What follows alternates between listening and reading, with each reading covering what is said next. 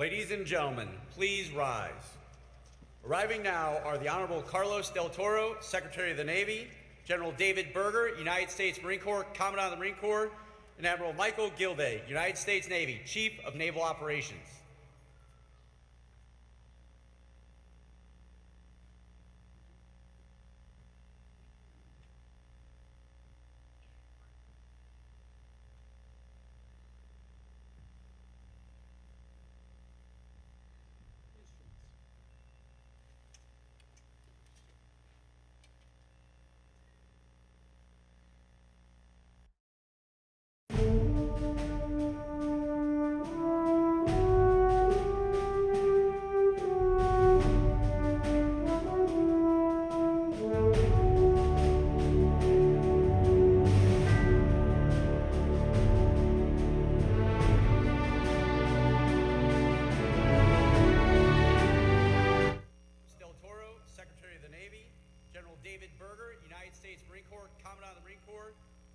Michael Gilday, United States Navy, Chief of Naval Operations.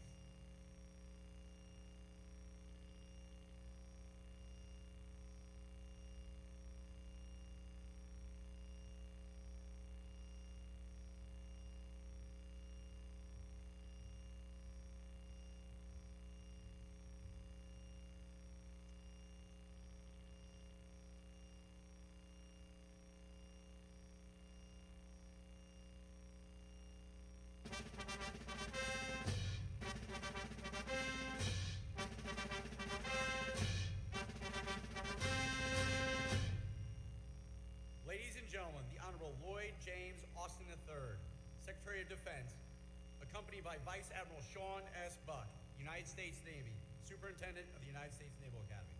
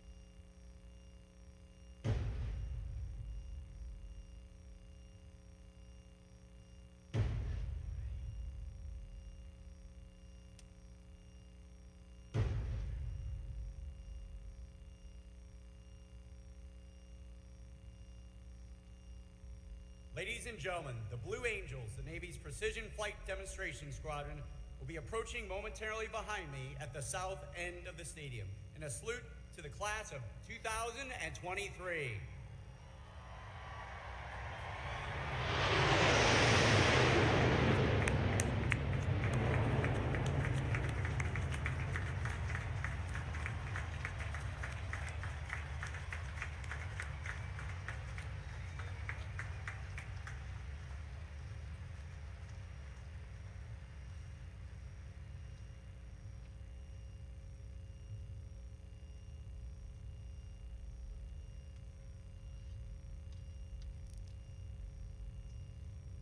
Ladies and gentlemen, we invite all of our guests to remain standing for our national anthem, sung by Midshipman First Class Annabelle Powers, and the invocation by Captain Maurice Buford, Chaplain Corps, United States Navy.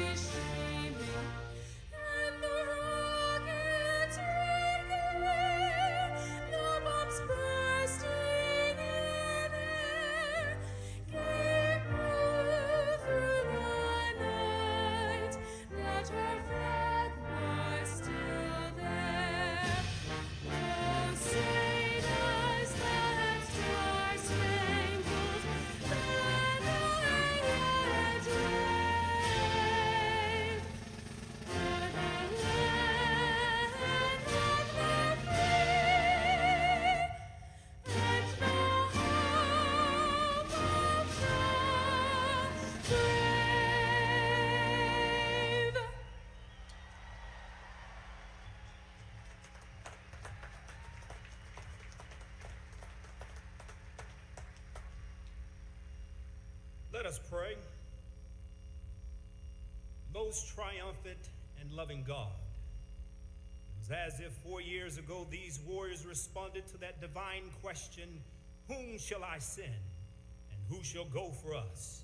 While others ran away from this call to protect this country from all enemies, foreign and domestic, they boldly came from the four corners of the globe to refine their vocation at the Naval Academy. While here, you used a world-class staff to challenge these warriors to think more critically, to act more decisively, and to always serve with more clarity, especially in the fog of war. While here, they were pushed beyond their limitations. Their assumptions were challenged, and they were reminded of the warfighting reality that everything rises and falls on leadership.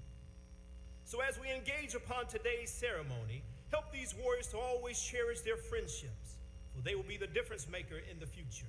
Help these warriors to forever pour into their families, for truly without them, they could not be who they are and where they are.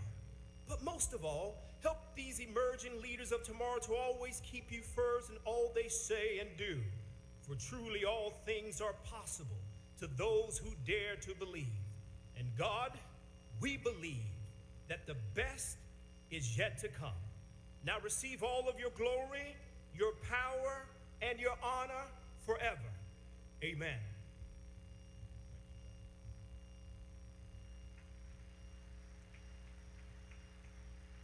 Please be seated.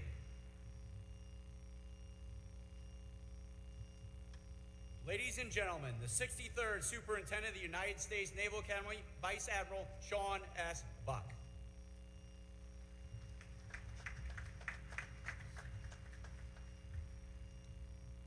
Secretary Austin, Secretary Del Toro, General Berger, Admiral Gilday, welcome. Good morning, family and friends, and most importantly, the class of 2023. Let me be the first to congratulate you. Today is your day.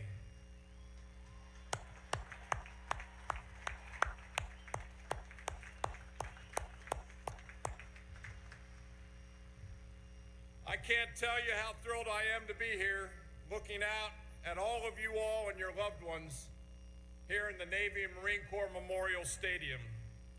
So much work has been done behind the scenes to make commissioning week run as smoothly as possible, as safely as possible, and to set up this beautiful ceremony today.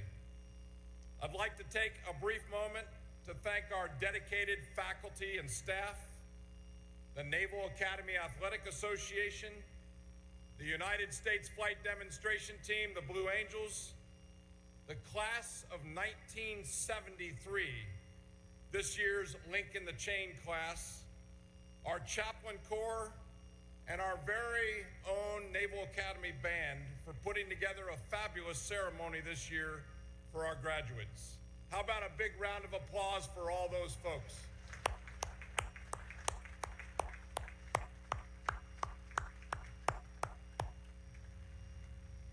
To the mothers and fathers and the brothers and the sisters, aunts, uncles, cousins, grandparents, sponsors, and all our friends here today, thank you.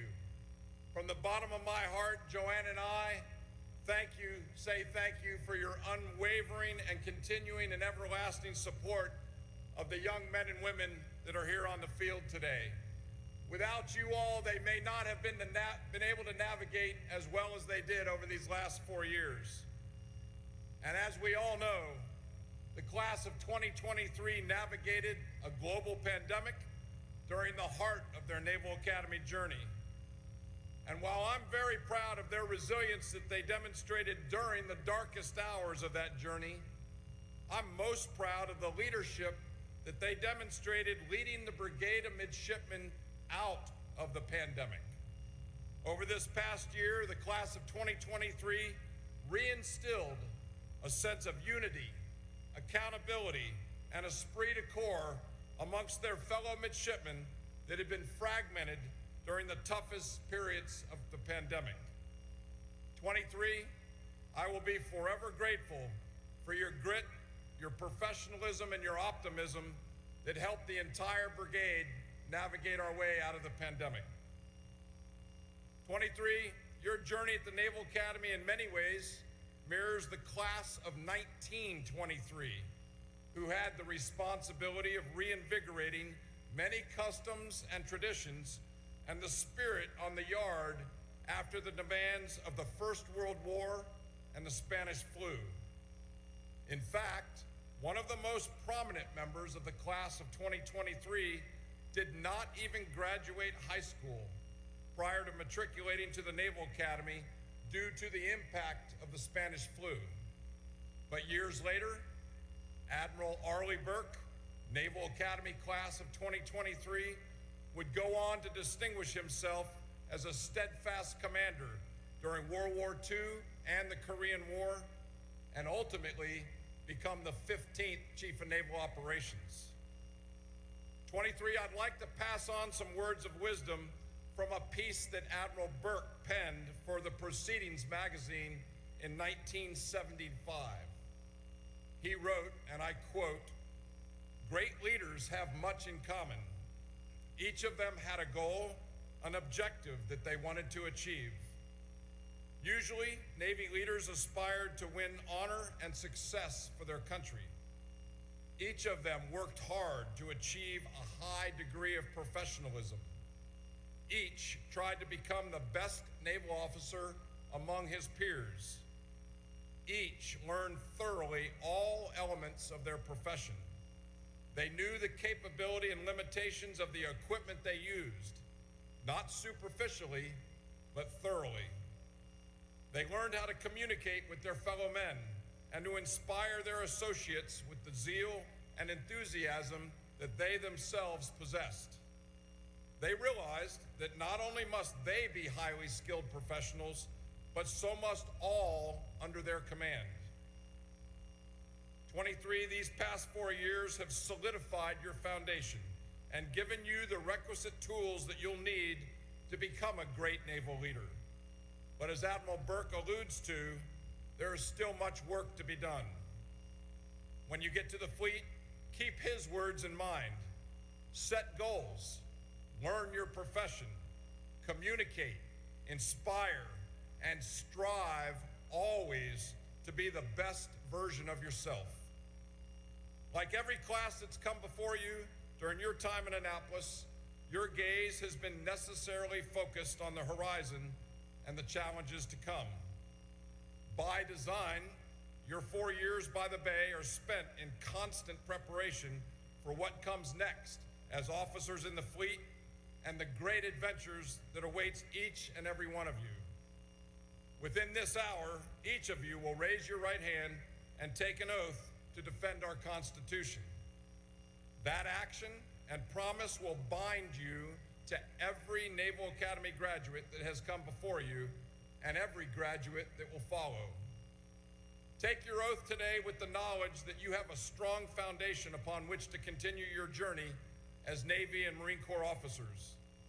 And also know that the Yard, the faculty, the staff, and the coaches who have dedicated their life's work to our mission and this community of alumni that you're joining today will forever remain your home, ready to welcome you back to our shores from wherever you may roam. Your nation is counting on you, class of 2023. Your Naval Academy family is very proud of you. We look forward to what each and every one of you may accomplish. Ladies and gentlemen, it's now my pleasure and honor to introduce the Secretary of the Navy, the Honorable Carlos Del Toro.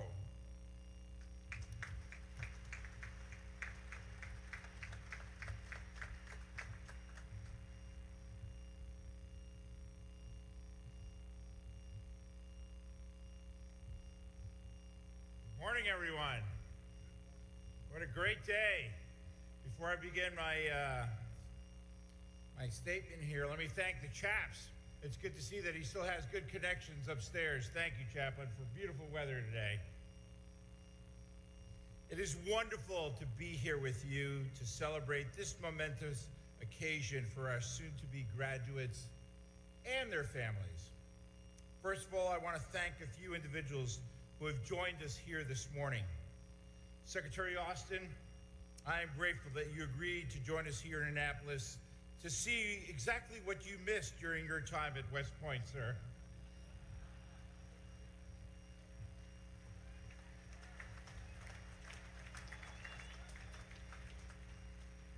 Now, as the Secretary knows, I've always been very loyal to him in every possible way, but when I was first confirmed by him, which was a deep honor for me, I promised him that I would be faithful and true to him 364 days out of the year. Something tells me that the nightlife of the Hudson Valley didn't compare to that of downtown Annapolis.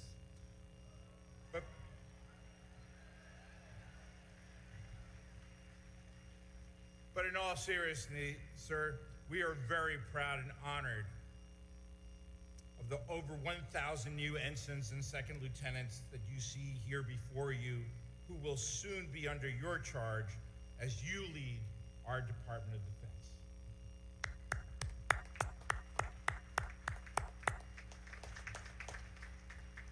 We have no doubt and all the confidence that you will find these officers ready and eager to address the challenges that lay ahead for our nation. Admiral Gilday, General Berger, I know today is bittersweet for both of you as you commission your last class from Annapolis before retiring. For almost 80 years of combined service, you have stood the watch, leading sailors and Marines at every level of command around the globe. I personally have appreciated your counsel during my tenure, and even more than that, your partnership. As you head off on your next journey, please know that the Navy and the Marine Corps that you leave behind are stronger thanks to you, and that includes these young officers who will carry forward your legacy of service.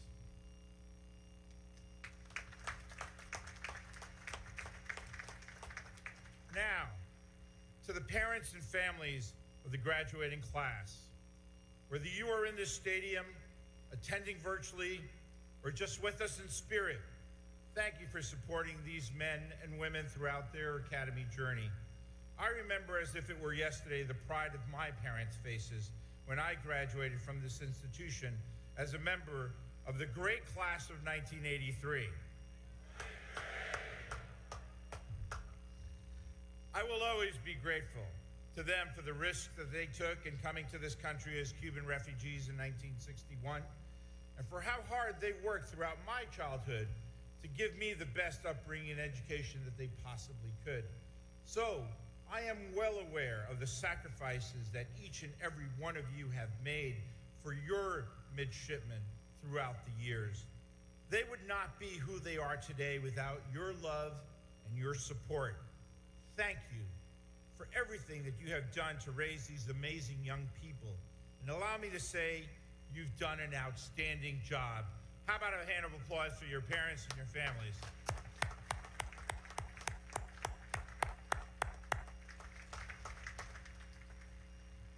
And now I want to address our soon-to-be ensigns and second lieutenants. 40 years ago, just yesterday, though they passed in the blink of an eye, Vice Admiral Buck and I were sitting right here where you are today, listening to then the 65th Secretary of the Navy, John Lehman, talking to us about the challenges that we would soon face. At the time, the United States Navy and the Marine Corps were focused on maintaining an easy peace around the globe, ensuring the freedoms of the seas in the face of the enduring threat that was posed by the Soviet Union. Today, you, your sailors, your Marines will face challenges in every domain that you operate in, from the seabed to the stars, as well as in cyberspace.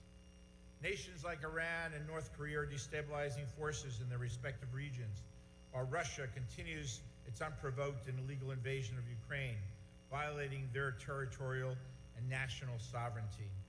In the Indo-Pacific, we are observing the rapid buildup of the People's Republic of China's Navy as they look to intimidate and coerce their regional neighbors to gain acceptance of their excessive maritime claims. It is clear that these nations are trying to upend the rules-based international order that, since World War II, has brought peace, stability, and economic opportunity to billions of people around the globe. You will face great challenges, and you will do so in a rapidly changing environment. I can think of no greater responsibility and no greater honor than to be entrusted with leading our sailors and our Marines.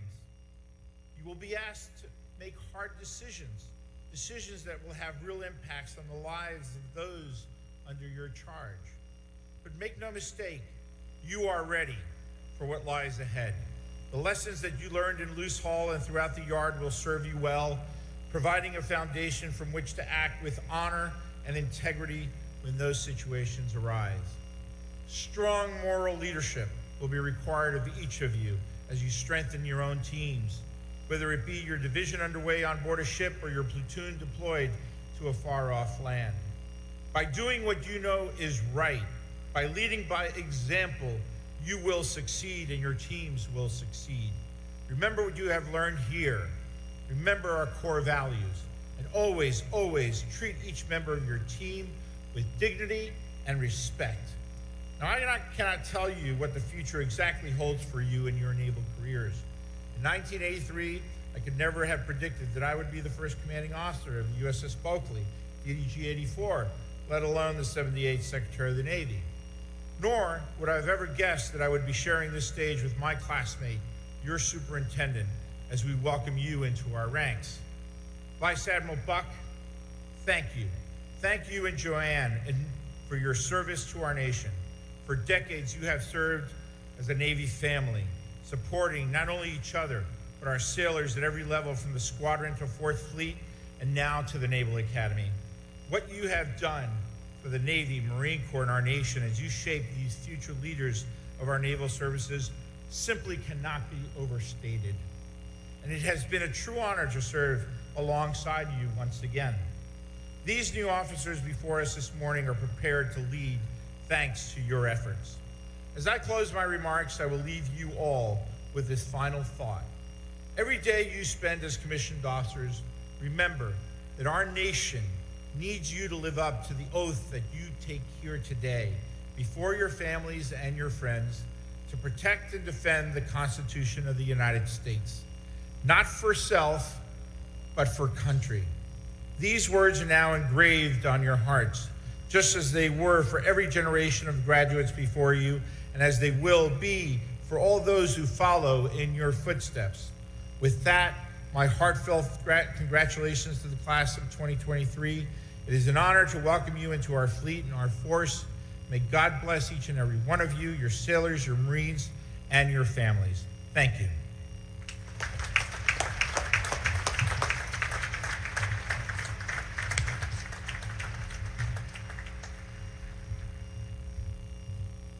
Ladies and gentlemen, it's my distinct honor to introduce the 28th Secretary of Defense, the Honorable Lloyd James Austin III.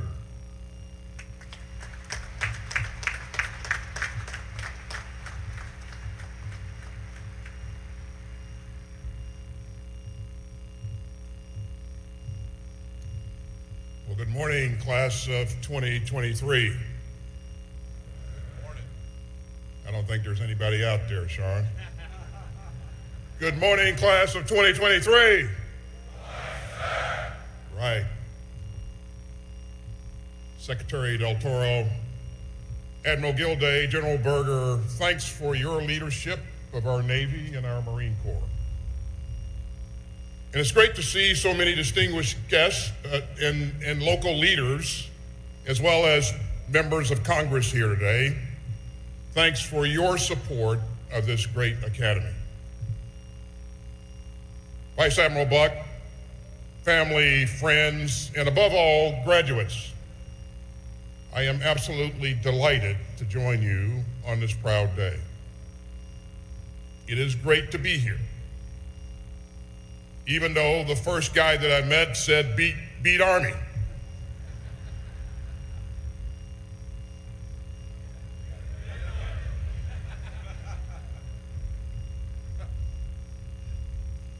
And it is indeed an honor to help welcome the next generation of sailors, Marines, to what is, beyond any doubt, the finest Navy that the world has ever known.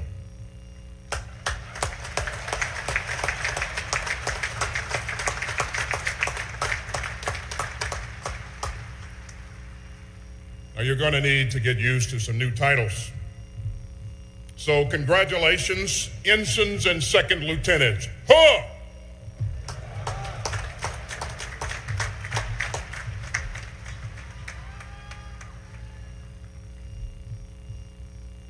You know, I really appreciate the warm welcome today, especially for an old West Point guy like me. And as a former Service Academy cadet, it's a real pleasure to take care of this next piece of important business. And so, in keeping with long-standing tradition, to all midshipmen serving restrictions for minor infractions, you are hereby absolved.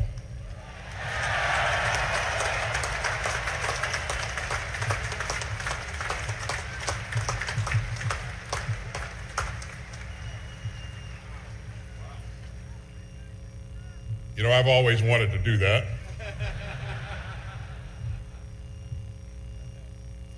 You know, the United States Navy has been doing some pretty amazing things lately. Pushing the limits with cutting-edge platforms, schooling the next generation, and confronting new dangers. And that was just the first half hour of Top Gun Maverick.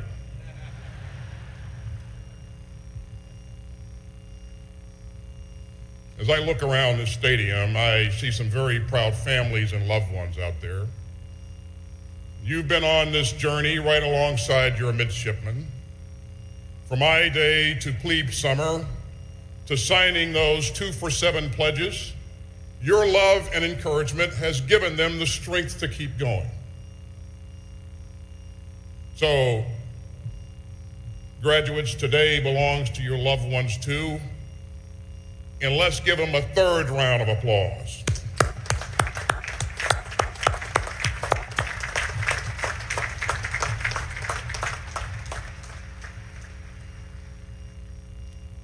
Let me offer a special word of thanks to the sponsor families.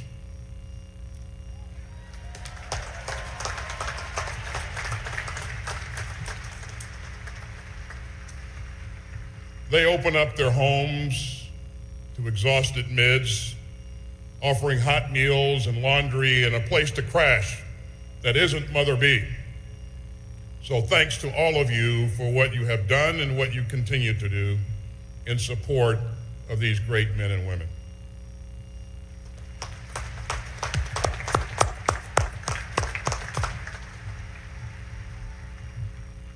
And Vice Admiral Buck has also got a graduation of sorts coming up. Soup, you've led this brigade through incredibly challenging times. I want to thank you for your many years of service. And as your retirement beckons, we wish you fair winds and following seas.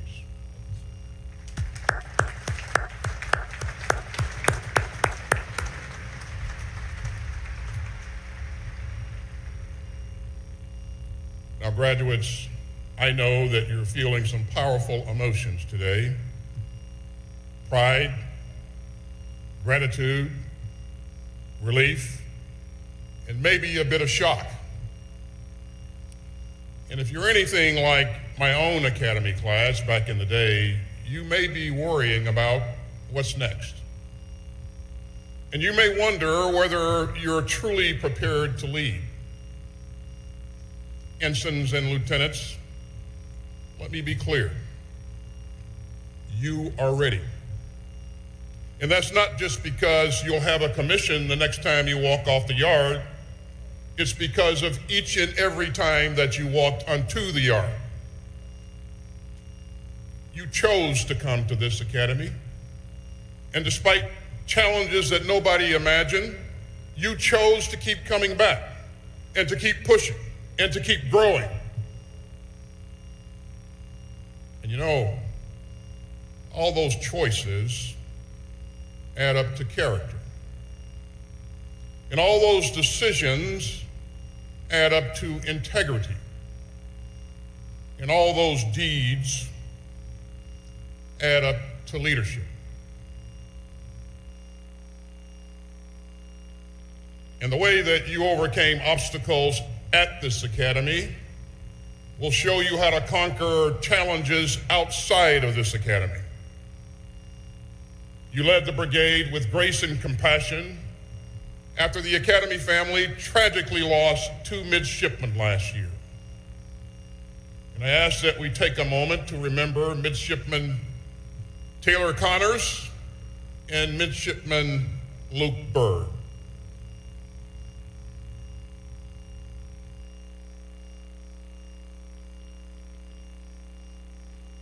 Some of you have been hit with unexpected challenges. Maya Weiss learned last year that she was facing a battle with Hodgkin's lymphoma.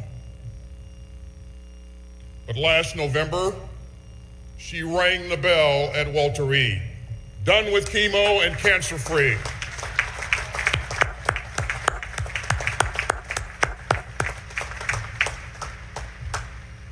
And Maya, your classmates can't wait for you to join them in the fleet later this year.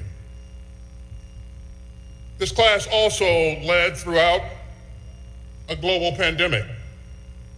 And COVID-19 disrupted your plebe year. It delayed rituals like climbing Herndon. It separated you from your classmates as you were just starting to feel like a family. But you hung in there. You took care of each other. You found ways to adapt, like firing up grills on the yard for Thanksgiving dinner, or doing squats with jugs of water in your parents' backyard when sea trials became e-trials. And when it was finally safe to gather again, you reunited with your classmates and you made good use of that weekday liberty at O'Brien's.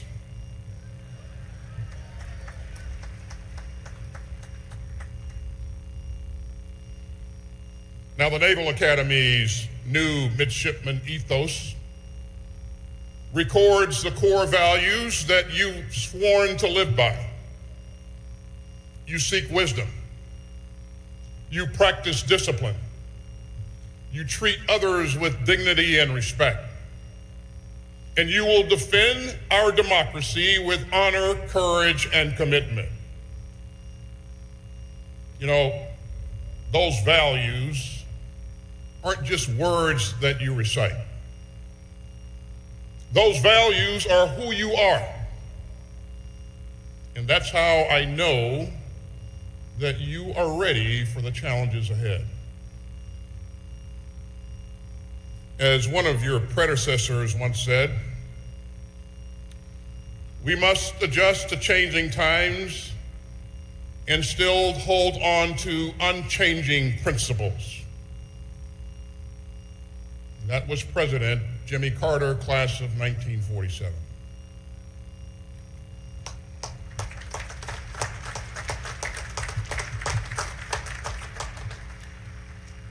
And I am proud that one of this school's most distinguished alumni, a man of deep faith and a champion of human rights, is now honored on the yard with the naming of Carter Hall.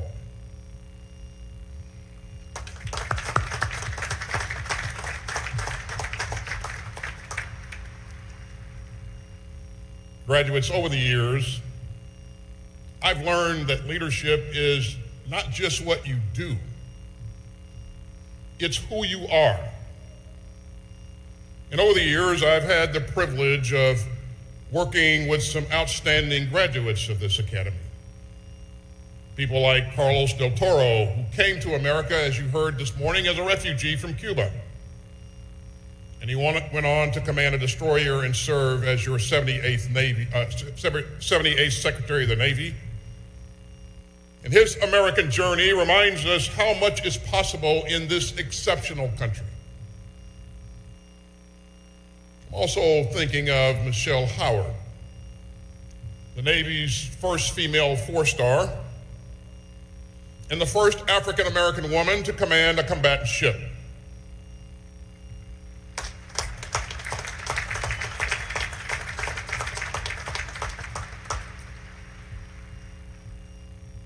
After she retired, Admiral Howard led the important commission to rename military assets after great American patriots who represent the very best of our history. And her career is an inspiration to anyone facing a tough task. Some days, she says, you just got to get your warrior on and take that first step. I'm also thinking of my junior military assistant, Lieutenant Colonel Jay Armas, class of 2001. Now, this outstanding Marine is with me every day, morning until night. And every morning, when Colonel Armas briefs me on my schedule, he realizes that all those chow calls were actually good for something. Finally, I'm thinking of my former boss, Admiral Mike Mullen, who was the 17th chairman of the Joint Chiefs of Staff. He taught me some of the most important lessons of my career.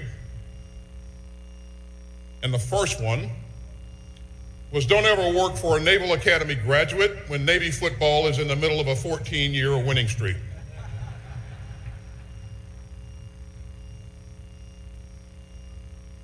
Admiral Mullen also taught me that a leader's single most important job is to build and empower a great team, and to encourage debate of diversity of views, and to take care of all of your people.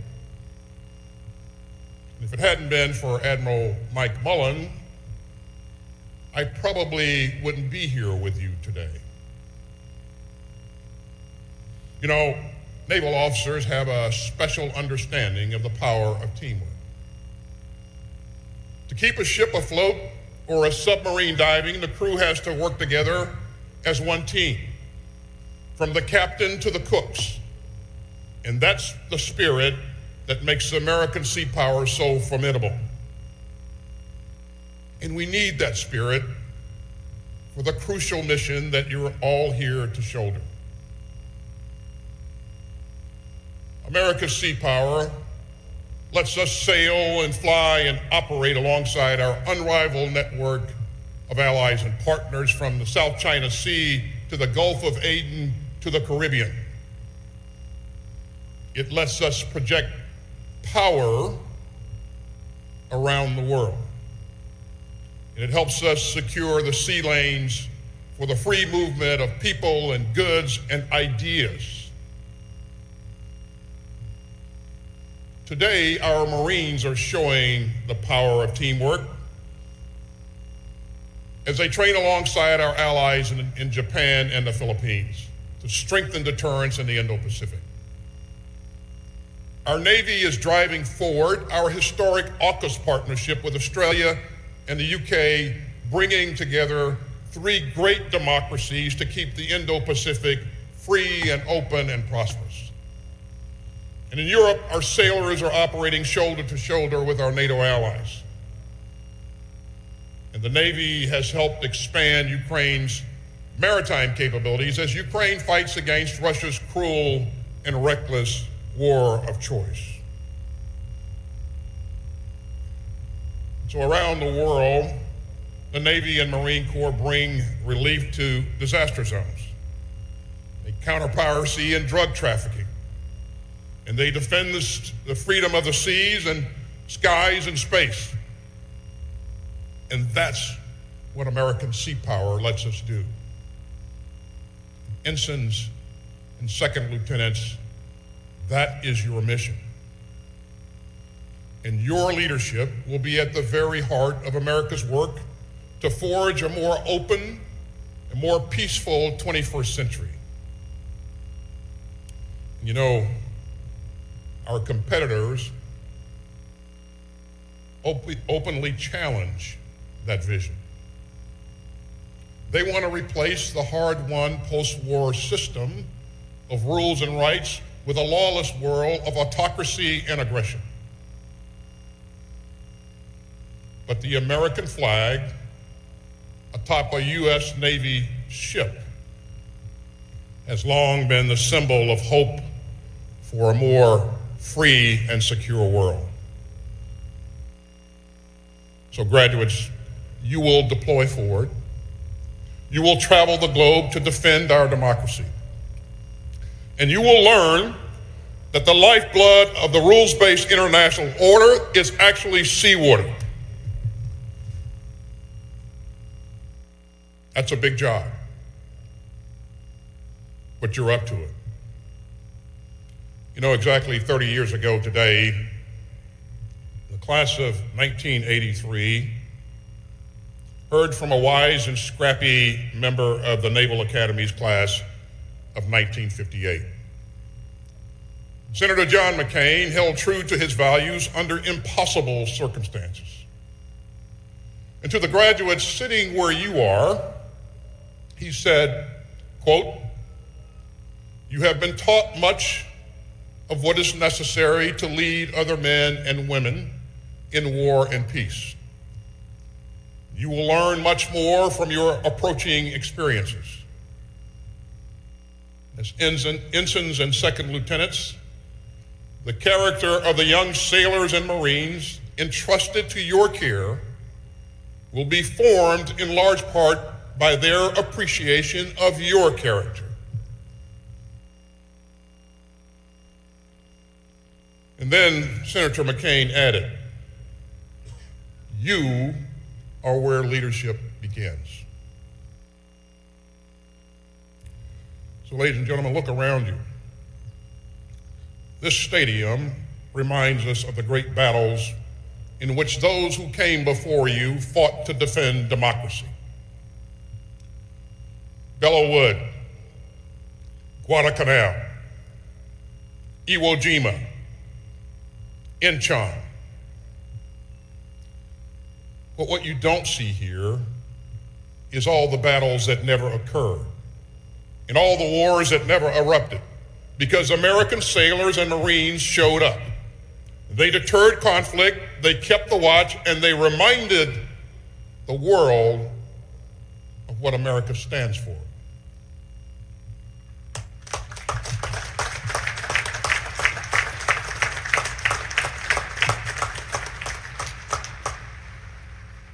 As President Theodore Roosevelt once said, a good Navy, is not a provocation to war. It is the surest guarantee of peace. Class of 2023, wherever your career takes you, remind the world of what you stand for and what America stands for: honor, courage, and commitment, democracy, liberty, and the rule of law. And the lessons of this academy will always steer you true. And when the fog rolls in, let the values that you have learned here be your lighthouse, because your commanders will call on you. Your teammates will look to you, and your country will count on you. And I know that you are ready, because you are where leadership begins. In class of 2023, I am absolutely honored to call you my teammates and shipmates. And we will be cheering you on as you make our country stronger, and our democracy deeper, and our world safer. Congratulations. May God bless you, may God bless your families, and may God continue to bless the United States of America.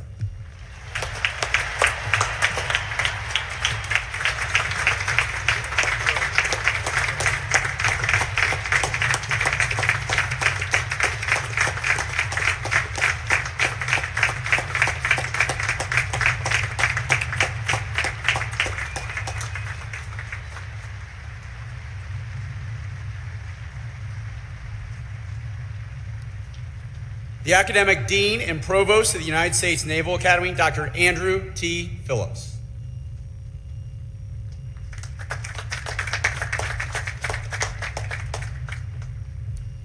Successfully completing the required